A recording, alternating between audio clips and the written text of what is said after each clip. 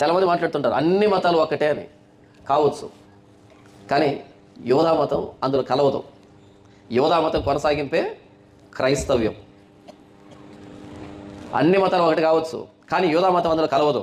ఆ యోధా మతం కొనసాగింపే క్రైస్తవ్యం. యోధా మతం పునాది అయితే క్రైస్తవ్యం భవనం. మతం అంటే ఏంటంటే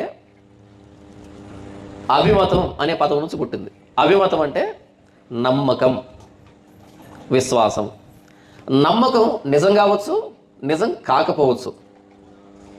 నమ్మకం నిజం కావచ్చు, నిజం కాకపోవచ్చు. మతం అంటే నమ్మకం అని. ఎక్స్ అనే నమ్మకం ప్రకారం దేవుడు ఇలా ఉంటాడు, వై అనే మతం ప్రకారం దేవుడు ఇలా ఉంటాడు, జెడ్ అనే మతం ప్రకారం దేవుడు ఇలా ఉంటాడు.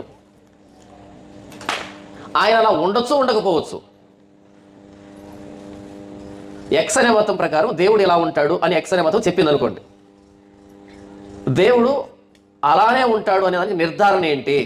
ఎవరు చూశారు? ఎవరు చూడలే.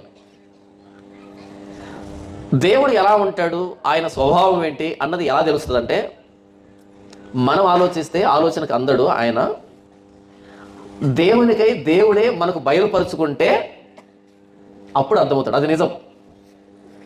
ఇలా చరిత్రలో ఎక్కడైనా ఎప్పుడైనా సాక్షాత్తు దేవుడే ఈ భూమి ఆకాశములను సమస్త జీవరాశిని మానవ కోటిని నిర్మించినటువంటి దేవుడు తానే మానవునికి తన్ను తాను బయలుపరుచుకున్నాడా చరిత్రలో ఎప్పుడైనా? అలా బయలుపరుచుకున్నటువంటి సందర్భం ఎక్కడుందంటే కేవలం యోధా మతంలోనే ఉంది. ఇక ప్రపంచ మతాలు మనం చూస్తే ఎవరో మానవులు కొన్ని ఊహించి ఆలోచించి మానవుని గాడిలో పెట్టడానికి, భయపెట్టడానికి, నైతిక విలువలు దిగజారిపోకుండా ఉండడానికి, సమాజంలో చెడు చెలరేయకుండా ఉండడానికి కొన్ని ప్రయత్నాల్లో భాగంగా దేవుణ్ణి కొన్ని వర్ణనలతో వర్ణించారు. కాబట్టి మనం దేవుని సంతానమై ఉండి మనుషుల చమత్కార కల్పన వలన మలచబడిన వెండినైనను బంగారమునైనను రాతినైనను దేవత్వం పోలి ఉన్నదని తలంపకూడదు అని అంటాడు అపోస్తలుడైన పౌలు. అవునా? మానవుల చమత్కార కల్పన వలన మలచబడిన, ఎలా వచ్చారంట? మానవుని చమత్కార కల్పన వలన మలచబడిన వెండినైనను బంగారునైనను ఇత్తడినైనను రాగినైనను రాతినైనను దేవత్వము పోలి ఉన్నదని తలంపకూడదు అని మాట్లాడతాడు అపోస్తలుడైన పౌలు.